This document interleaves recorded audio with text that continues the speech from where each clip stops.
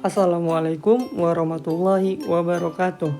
Video ini dibuat untuk memenuhi tugas KKNDR Individu UINSU 2020. Tak kenal maka tak sayang. Oleh karena itu, saya akan memperkenalkan diri terlebih dahulu. Nama saya Randy Setiawan, jurusan Hukum Tata Negara, Fakultas Syariah dan Hukum. Dalam video ini, saya akan membahas tentang masalah hukum pada masa pandemi. Adapun masalah-masalah hukum yang harus ditegakkan di masa pandemi sekarang ini ada 3, yaitu sebagai berikut. 1. Persoalan hukum terkait social distancing. Tujuan daripada social distancing atau jaga jarak aman ini ialah untuk menekan laju penyebaran virus COVID-19.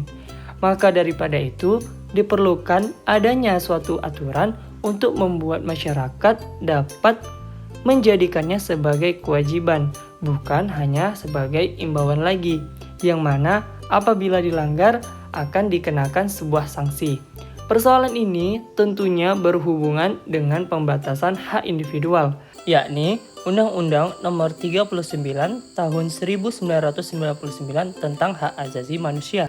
Maka daripada itu, berdasarkan konstitusi, pembatasan hak harus didasari dengan undang-undang.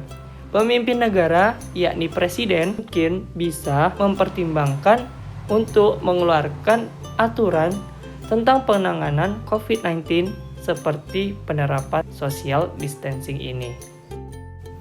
2. Persoalan hukum terkait hak-hak pekerja dan kewajiban kerjanya.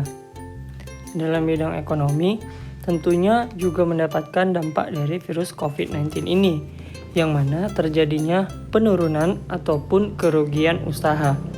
Dalam Undang-Undang Ketenagakerjaan, yakni Undang-Undang Nomor 13 Tahun 2003, pemerintah merupakan pihak yang menjadi penengah antara pekerja dan pelaku usaha agar pemenuhan hak dan kewajiban di antara para pihak dapat berjalan seimbang. Maka daripada itu, pemerintah harus memastikan semua pelaku usaha tidak melupakan kewajibannya untuk memberikan upah kepada pekerjanya. Selain itu, juga mengedepankan kesehatan para pekerjanya dengan selalu menerapkan protokol kesehatan. Dan yang terakhir atau yang ketiga, persoalan hukum terkait penyebar berita, data, atau informasi hoax COVID-19 lainnya. Pertama kali virus COVID-19 ini terjadi, banyak sekali muncul berita-berita hoax yang tersebar di Indonesia. Bahkan masih ada juga berita-berita hoax yang sampai sekarang ini tersebar. Dengan adanya berita hoax ini akan membuat simpang siur data dan jumlah korban serta informasi kesehatan lainnya. Selain itu, berita hoax ini juga dapat menimbulkan kepanikan kepada masyarakat. Dalam Undang-Undang Nomor 11 Tahun 2008 tentang Informasi dan Transaksi Elektronik, tepatnya pada pasal 45A ayat 1, setiap orang yang dengan sengaja dan tanpa hak menyebarkan berita bohong dan menyesatkan dipidana dengan pidana penjara 6 tahun dan denda paling banyak 1 miliar rupiah. Untuk itu, pelajaran bagi kita, jangan asal-asal saja men-share suatu berita. Ingat selalu cek dan recheck terlebih dahulu suatu berita yang kita dapat. Berita hoax yang berhasil diidentifikasi mencapai 137.829